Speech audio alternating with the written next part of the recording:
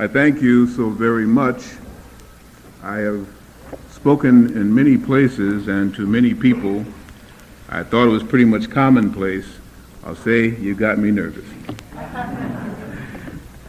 Mainly because of the vibrations that I feel here and the intensity of the quest for knowledge, need for knowledge, and respect for knowledge. I'm very happy to have been invited here by Minister Farrakhan. I'm very happy to have spent some time speaking with him, exchanging ideas, and to have him say, go on and talk about whatever you want to. That made me feel very good, and we selected two subjects, the first of which he said that he felt that you as followers, you as administrators, you as believers, you as questioners would want, and that is the truth about the pyramid, the secrets of the pyramids, and the modern interpretation of the pyramids. We could actually talk about pyramid and pyramid powers for the next 3 hours. We don't have that kind of time. My group, the Meta Center, myself as a researcher, have done extensive experiments with what we call pyramids, and I have simply a prototype here that I brought. This is a pyramid, and this experiment has been going on. I have it marked at the bottom, and if any of you want to check it out when I leave, it is started December 30th, 1974 at 5:30 p.m. As long as the object in question here still remains, does not become bacterial infected, I feel that this is still an experiment. I did a lot of research in the 60s about pyramids and pyramid power and things that pyramids could do. And I heard a lot of bugaboo about what had to be done, that you had to get one of the sides oriented due north, magnetic north, that the degree from the apex to the base and the orientation of that pyramid must be geometrically figured out by a compass and due north found. I heard that the pyramid must be sealed tightly, because if it wasn't sealed tightly, anything put within it would simply decay. I heard that the pyramid had to be made out of either wood or copper. I heard a lot of things there. Being a questioner, because I had been lied to so much in my life, I said, if they said that's what it had to be done, let me try another way. And that makes a lot of people very angry, but as I teach in my classes, most of the things we have learned here in this society, if you take them and turn them around 358 degrees, you come closer to truth. Okay?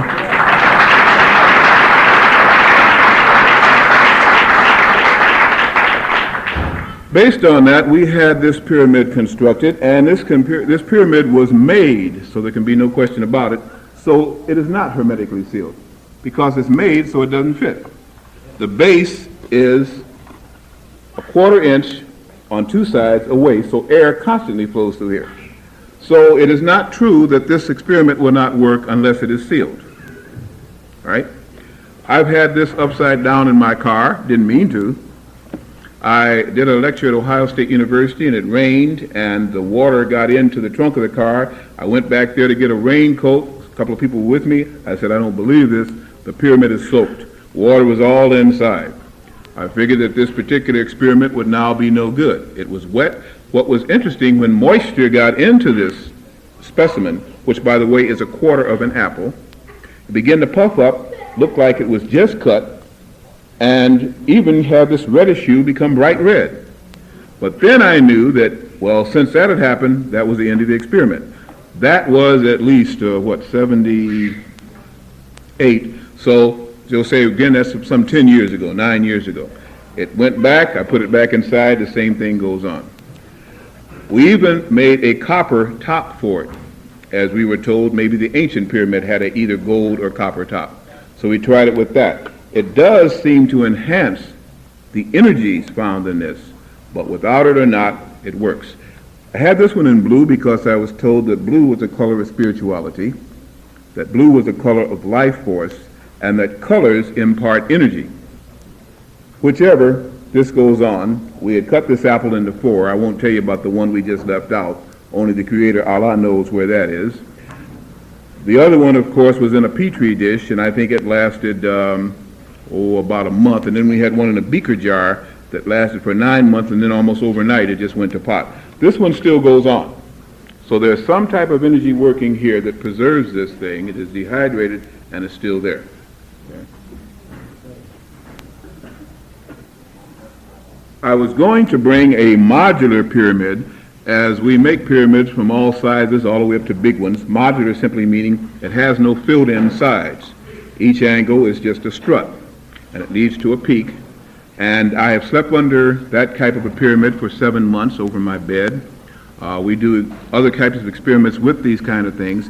All I found is that there is an energy and kind of a sound that you can begin to hear once you sit under there for, I guess, at least 15 or 20 minutes. And it kind of spaces you out. You feel very relaxed, very calm, almost as though somebody had put a bowl over your head. And again, I find that the urinary vascular system is more elimination. I found, because my eyes are weak, that I have had success in helping those. And that's a long story, too, because they told me I was going to be blind, just like they told me I was going to have one arm shorter than the other, but that's another lecture in its own stead.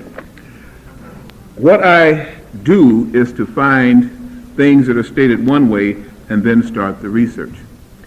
Pyramid power is an existing energy on this planet that present mankind has not tapped into, or if he has, he or she has not tapped into it correctly.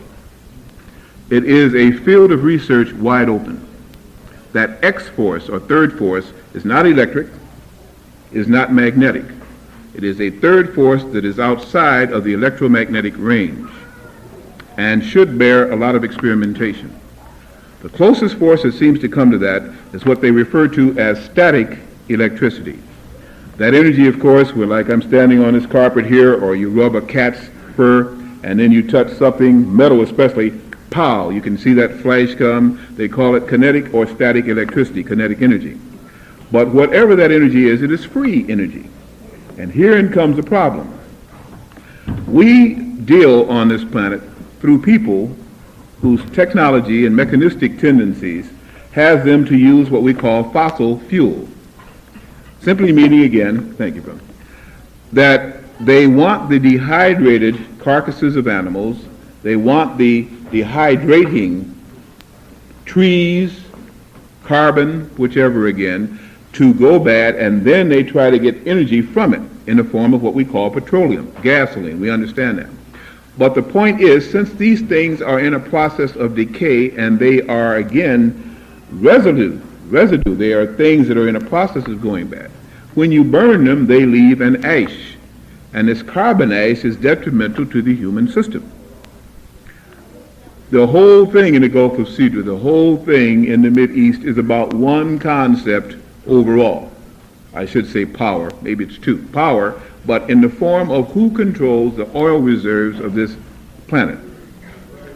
Because the motive machinery in this mechanistic technological society that we live under is based on machines and based on fuel to drive those machines. It is either water harnessed to what we call electricity, or the burning of residue making what we call petroleum. Now, what has this got to do with pyramids? Everything to do with pyramids. There is enough energy around this planet to do anything we want to without carbonizing or burning anything. It is called free energy. Because it is free, because anyone could use it, they never let you do too many experiments with it, and they never take those experiments into what they call prototype production to utilize and make motors that would run with it. And when people do, they suddenly come up missing. Their experiments suddenly become things that are whacked, and on down the line. There have been many men, Nikola Tesla, Granville Woods, when you're going to deal again with a black man doing so. Rudolf Steiner. But they all either have to leave the country or wind up having their laboratories sacked, because free energy cuts through the very heart of the society. That free energy was demonstrated